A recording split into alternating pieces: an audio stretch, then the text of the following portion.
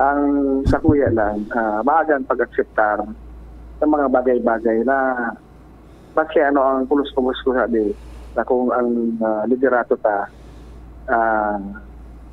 di man suporta kasi na gusto niya man sanang i-implementa, kaya man sanang oras na san. Kaya ang sabi ko nga sa mga media, sa mga lambang Daragenyo na sana ining report ko tungkol din sa tunay na kamugtakan ng sitwasyon ng DCOMC na sa mga basic needs ang dapat mo na punuan. Sana bantayanin doon na ma-implementar talaga yan. Ang manginginabang sa ng mga kapobrehan na estudyante ng Daraga.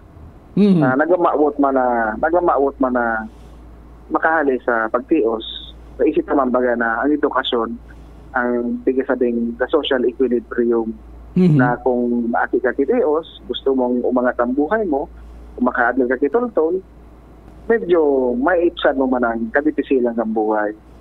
Kaya aron sa nakan ang pagtawtak importansya sa edukasyon sa isip naman na ang kung ano man ayaw kita nga na mga problema na pigahampang sa iling permanenteng solusyon ang maray na kalidad ng edukasyon. Dahil man po kita nag-totally resign sa mga komitiba as a chairman lang.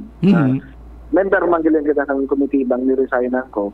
So, maski por paano makakabusis man giling kita. Kung kayo kita na hiling na medyo alanganin man, dihado na naman ang batwa, mabusis po kita kaya. Yung man ang promiso po sa mga Daragenyo na sa akong resignation na ang sworn duty ko as a counselor, hindi ko na papabayaan.